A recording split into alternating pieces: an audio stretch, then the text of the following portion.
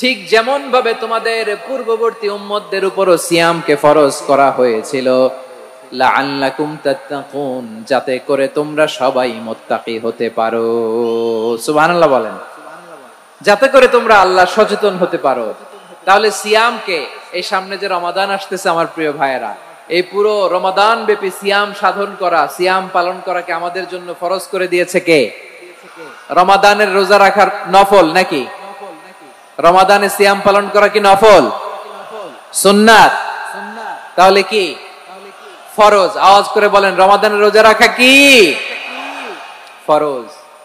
এটা শুধু আমাদের উপরই ফরজ না, আমাদের আগে যত জাতিগোষ্ঠী এই পৃথিবীতে এসছে সবার উপরে সিয়াম পালনকে ফরজ করেছে কে? সবার উপরে আল্লাহ তাআলা সিয়াম পালনকে ফরজ করেছিলেন। তবে ধরনটা ভিন্ন ছিল, এক এক জাতিগোষ্ঠীর জন্য এক এক ধরনের ছিল।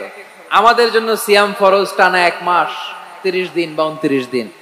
কোন কোন উম্মতের উপর 30 দিন না, মাত্র 3টা রোজা ফরজ ছিল। কয়টা? আওয়াজ করে বলেন। আপনাদের কি মনোযোগ আছে না গেছে? মনোযোগ আছে? তাকবীর পড়েন তো, লিল্লাহে তাকবীর।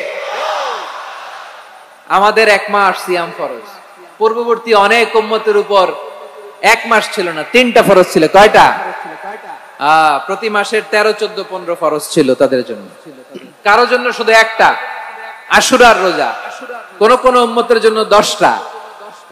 কোন কোন উম্মতের জন্য রোজা ফরজ ছিল মৌনতার রোজা, আরবিতে বলে সওমুল ইনসাত, মানে সারাদিন খেতে পারবে, পান করতে পারবে, স্ত্রীর সাথে মেলামেশা করতে পারবে, কিন্তু কথা বলতে পারবে না। কথা বললেই তাদের রোজা ভেঙে যেত। পড়েন সুবহানাল্লাহ।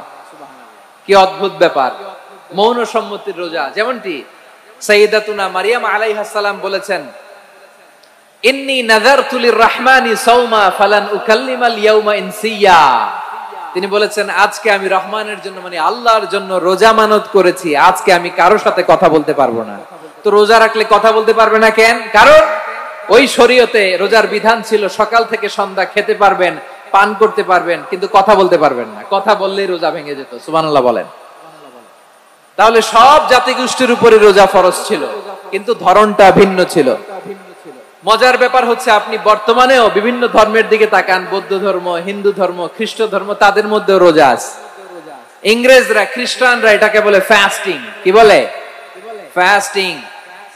আমাদের হিন্দু ভাইয়েরা বলে উপবাস। তারা কি বলে? উপবাস। আবার এখন আন্দোলনেরও একটা মাধ্যম হয়েছে এটা, না খেয়ে থাকা। এটারে বলে অনশন। এটারে কি বলে? অনশন ধর্মঘট। মানে আমাদের দাবি না মানলে আমরা খাবো না, রোজা রাখলাম। আছে না নাই? তারপরে আধুনিক বিজ্ঞান এটার একটা নাম দিয়েছে না খেয়ে থাকাকে, অটোফিজি। কি বলে? অটোফিজি। জাপানের এক চিকিৎসা বিজ্ঞানী এই অটোফিজির উপর গবেষণা করে সে নোবেল পেয়েছে। সুবহানাল্লাহ পড়বেন না? এজন্য আল্লাহ তাআলা আমাদের জন্য গোটা রমাদানে এই সিয়ামকে ফরজ করে দিয়েছেন। আওয়াজ করে বলেন আল্লাহু আকবার। রব্বুল আলামিন বলেন, ইয়া আইয়ুহাল্লাযীনা আমানু কুতিবা আলাইকুমুস সিয়াম।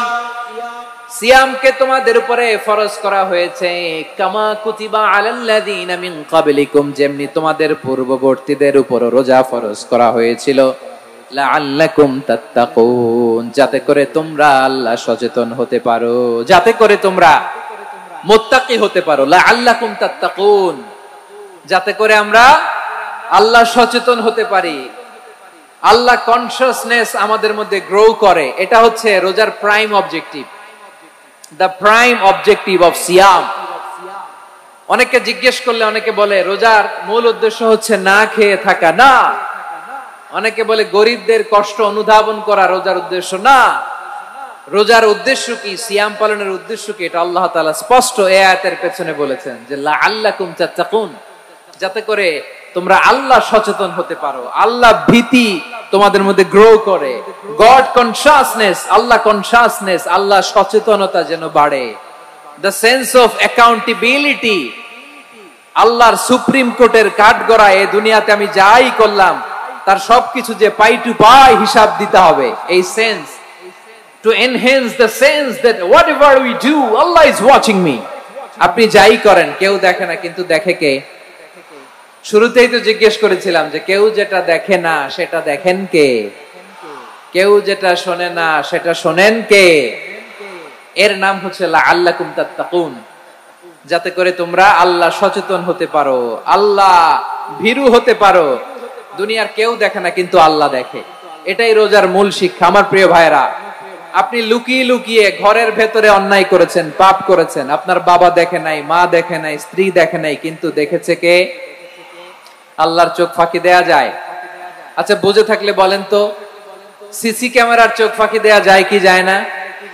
পুলিশের চোখ, র্যাবের চোখ, বিমানবন্দরে কাস্টমস অফিসারের চোখ, কিন্তু আমার আল্লাহর চোখ? সবাই বলেন, আল্লাহর চোখ ফাঁকি দেয়া যায়? এই সেন্সটা নিয়ে আসা নিজের মধ্যে, আমি whatever I do, Allah is watching me. যাই করি আল্লাহ দেখে। লাআল্লাকুম তাত্তাকুন।